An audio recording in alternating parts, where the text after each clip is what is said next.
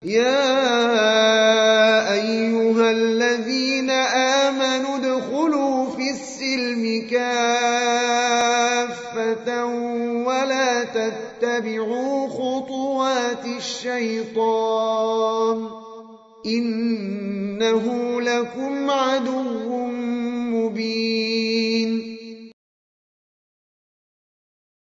Ketika orang membangun rumah tangga, hal yang pertama kali hendaknya dia kuatkan di dalam rumah tangganya, atau hendaknya dia perhatikan, baik itu seorang istri memperhatikan suaminya, atau seorang suami memperhatikan istrinya, atau orang tua memperhatikan keluarganya, adalah memperhatikan tauhid, memperhatikan akidah. Kenapa? Karena kunci sukses, kehidupan yang bahagia, kehidupan yang sejahtera ketika seseorang memperhatikan akidah, tauhid dalam kehidupan rumah tangganya.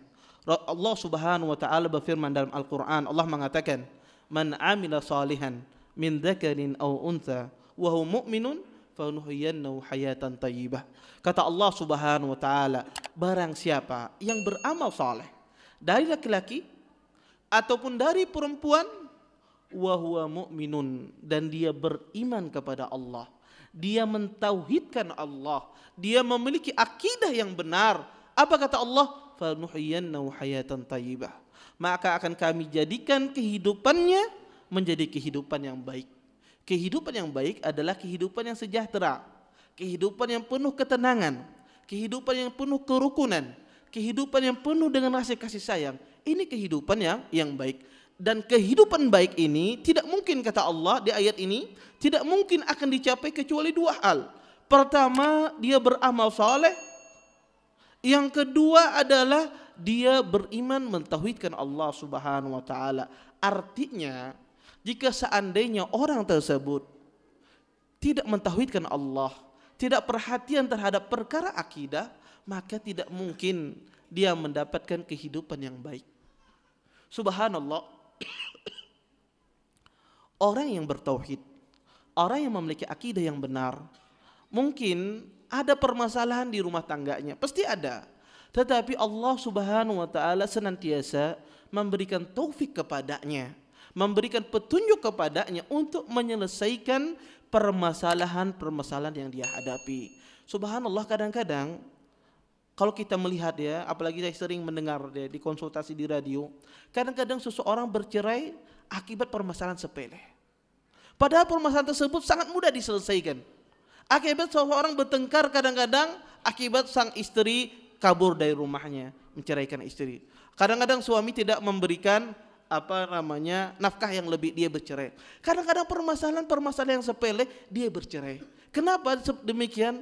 Bisa jadi disebabkan tidak diberikan taufik oleh Allah Subhanahu wa taala. Tidak diberikan petunjuk oleh Allah Subhanahu wa taala, tapi berbeda dengan orang yang senantiasa perhatian dengan perkara akidah, perhatian dengan perkara tauhid untuk dirinya, istrinya dan keluarganya. Maka apa kata Allah? Wa may yattaqillah yaj'al lahu makhraja. Dan barang siapa yang bertakwa kepada Allah, niscaya Allah Subhanahu wa taala akan memberikan jalan keluar kepadanya. Oleh karenanya tauhid ini sangat penting ya, ketika kita membangun dalam rumah tangga kita. Ini yang pertama.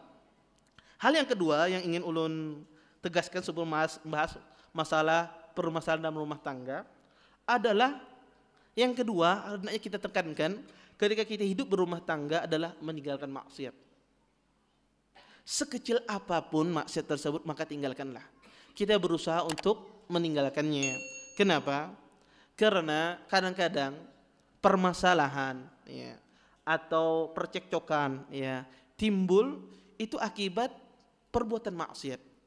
Nabi SAW pernah bersabda, kata beliau, "Walladzi nafsu Muhammadun biyadih." Demi jiwa yang Muhammad di tangannya, yaitu Allah Subhanahu wa taala, "Ma tawaddusnan fa farraqa bainahuma illa bidzanbin yuhditsu ahaduhuma." Kata Nabi SAW, tidaklah seseorang saling mencintai dua orang, kemudian dipisahkan keduanya, akhirnya dia bermusuhan, yang dulunya mencintai, kata Rasulullah SAW, illa bidzanbin, kecuali akibat perbuatan dosa yang dikerjakan salah seorang di antara keduanya. Subhanallah. Kalau seandainya dosa saja bisa memisahkan hubungan antara seorang teman dengan yang lainnya akibat perbuatan dosa, padahal itu jarang ketemu biasanya. Bagaimana dengan seseorang yang sering berinteraksi dengan istrinya? Tentu saja dosa tersebut memiliki pengaruh besar terhadap permasalahan yang kita hadapi. Ya. Makanya para ulama mengatakan, di antaranya Imam Al-Muzani rahimahullah, beliau mengatakan, kata beliau, "Idza wajadta min ikhwanika jafa." Kata beliau, jika kalian mendapati di antara saudara kalian bermuka masam, ya. Padahal dulu subhanallah kalau ketemu bermuka manis, ya. Dulu ketemu Pak Saiful si Dini senyum-senyum, ya. Pas ini kenapa si Dini mina sarik-sarik aja, misal ya. Kalau terdapat demikian, kata Imam Al-Muzani, apa kata beliau? Fatub ilallah. Bertaubatlah kalian kepada Allah. Kenapa kata beliau? Fa innaka ahdasta dhanban. Sesungguhnya engkau telah berbuat dosa. Wa idza wajadta minhum ziyadata wuddin, dan jika kalian mendapatkan di antara saudara kalian ketika ketemu, subhanallah, tambah dia senang sama antum, tambah dia cinta sama antum, melihat antum, ya. Melihat sidin saja sudah hati ini bertambah iman misalnya, ya. Luar biasa, ya. Kata beliau, fadzalika li ta'atin ahdastahuma fashkurillahi taala. Itu akibat ketaatan yang salah satu di antara kalian yang kalian kerjakan. Maka bersyukurlah kalian kepada Allah Subhanahu wa taala. Maka subhanallah, sebagaimana maksiat itu berdampak pada kehidupan keluarga kita, amal soleh juga berdampak pada kehidupan keluarga kita. Maka sekecil apapun kita berusaha untuk meninggalkan maksiat. Betul, tidak ada manusia yang tidak bisa terluput dari dosa, betul. Tetapi kita berusaha untuk meninggalkan sebisa kita, semampu kita meninggalkan perbuatan maksiat, walaupun itu maksiat kecil. Makanya salah seorang ulama salaf mereka mengatakan, ya, inni la'asillah fa'ara dzalika fi khuluqi dabbati wa mar'ati. Ya. Kata salah seorang ulama salaf, sesungguhnya ketika saya bermaksiat kepada Allah, maka saya mengetahui akibat dampak perbuatan maksiat tersebut terjadi perubahan pada tabiat binatang saya dan istri saya dan keluarga saya. Ya. Makanya kalau antum menyetir mobil tiba-tiba digepak orang, nah ingat tuh, ya, bisa jadi apa? Akibat perbuatan maksiat yang kita kerjakan. Ya, mobilnya mogok-mogok misalnya, maka biasanya kita biasa mogok nih mobil larang. Ya, bisa jadi itu akibat apa? Perbuatan maksiat yang dikerjakan. Ya, dan bisa jadi melihat istri kita, ya, susah, ya, harus sarik aja misalnya, ya, sedikit-dikit salah tersinggung bini misalnya, maka ini bisa jadi akibat perbuatan maksiat yang kita kerjakan. Maka salah satu sebetulnya yang menyelesaikan masalah juga adalah seseorang meninggalkan perbuatan maksiat. Kemudian yang terakhir, ya, sebelum kita masuk kepada permasalahan, yang ketiga adalah perbanyak menuntut ilmu. Perbanyak menuntut ilmu agama. Subhanallah, ilmu itu cahaya. Dengan cahaya tersebut seseorang bisa menimbang mana yang baik, mana yang buruk.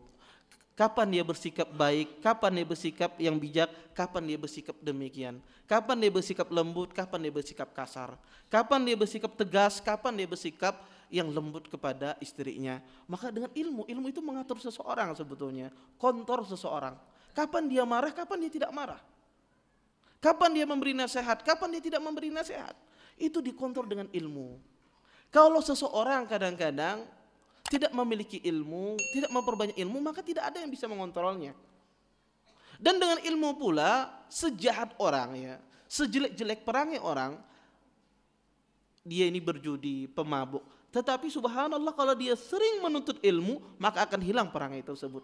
Karena ilmu itu mengubah seseorang, mengubah perangai seseorang, dan mengontrol kehidupan seseorang. Maka, ya, ilmu itu sangat penting, ya. Maka ketika kita berumah tangga, maka perbanyak menuntut ilmu, hadir di majelis kajian, banyak membaca buku agama, mendengarkan radio misalnya, atau melihat televisi yang bermanfaat, ya, ceramah-ceramah agama. Karena dengan ilmu itu, ya, menambahkan ketenangan pada hati seseorang. Antum lihat, adakah orang keluar dari masjid taklim itu tawuran? Kada. Karena tumbuh apa? Ketenangan pada hati mereka. Yang ada itu orang kalau keluar dari konser baru tawuran, konser musik, berantem dan semacamnya, karena tidak mendapatkan ketenangan. Maka antum cari di sejarah manusia, keluar dari majelis kajian sunnah, berantem orangnya kan ada. Ya. Karena ilmu itu membawa ketenangan pada diri kita dan pada keluarga kita.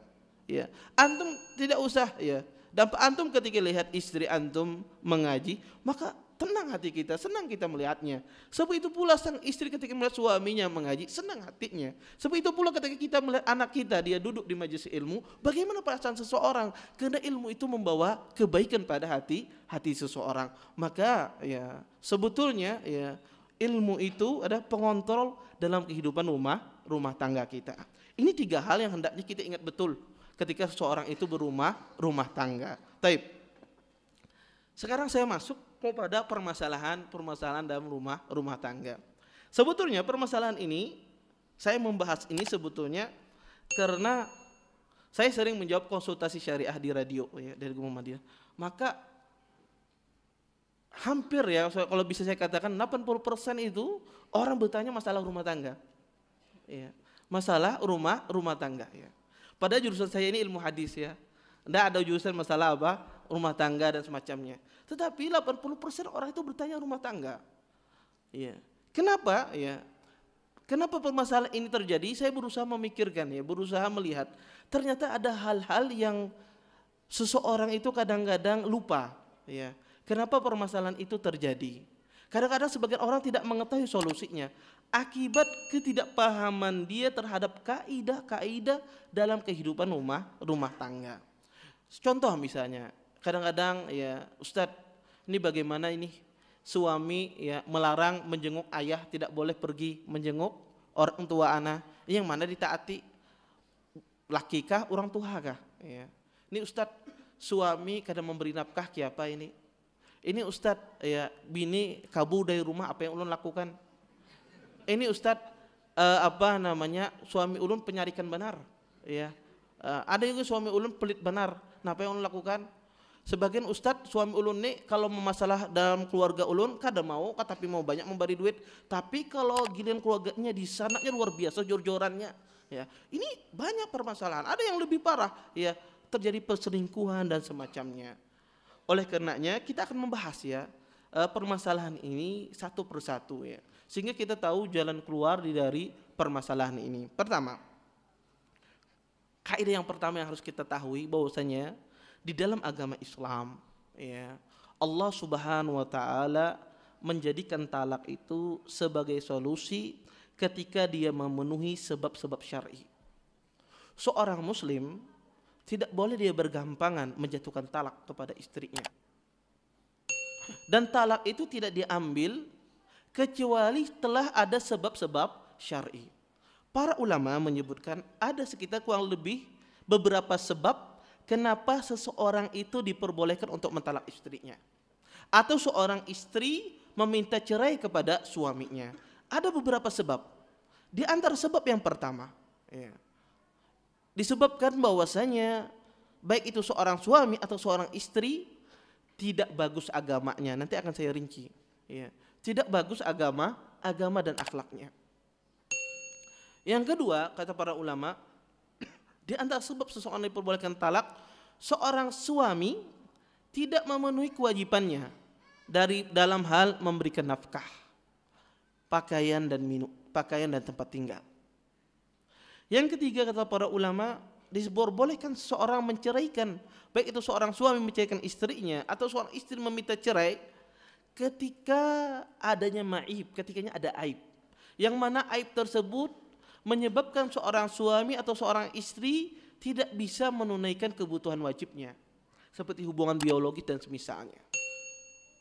Yang keempat, kata para ulama, diperbolehkan seseorang ya menceraikan istrinya ya ketika terjadi nusyud, terjadi durhaka besar dari pihak istri. Yang kelima, kata para ulama, diperbolehkan seseorang menceraikan istrinya ketika dia diperintahkan oleh kedua orang tuanya untuk menceraikan istrinya dengan sebab-sebab syar'i. Dengan sebab-sebab syar'i. Ini 5 hal faktor di dalam agama Islam seseorang boleh menceraikan istrinya.